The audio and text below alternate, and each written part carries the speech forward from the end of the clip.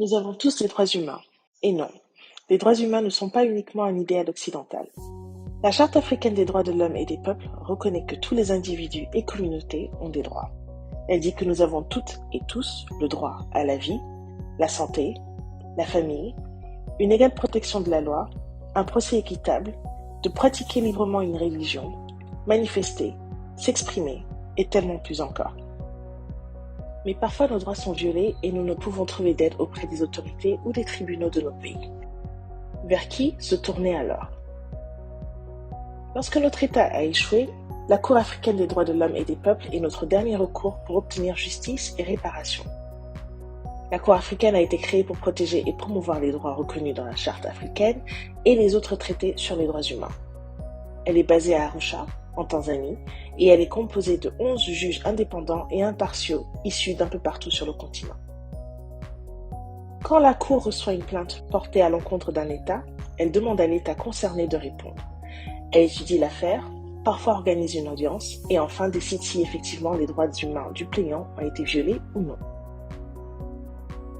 Lorsqu'elle conclut à une violation, la Cour peut ordonner à l'État de mettre fin à celle-ci ou de remédier à la situation en question. Les décisions de la Cour peuvent varier de mesures spécifiques pour changer la situation d'une ou plusieurs personnes à des décisions avec un impact plus grand, telles que changer la loi pour empêcher des violations futures. Cependant, la Cour africaine peut recevoir notre plainte uniquement si l'État où nous résidons a ratifié le protocole établissant la Cour et a fait une déclaration additionnelle autorisant les individus et les ONG à déposer des plaintes directement à la Cour. À ce jour, 33 États africains ont ratifié le protocole et seulement 8 parmi eux ont déposé cette déclaration spéciale. 4 autres États ont aussi fait cette déclaration, mais l'ont ensuite retirée, retirant ainsi aux populations un recours judiciaire crucial qui leur avait déjà été accordé.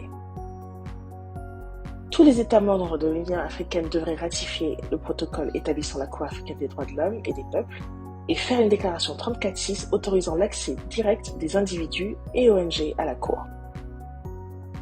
Cela permettrait aux individus et aux ONG de demander justice et réparation quand leurs droits sont violés chez eux.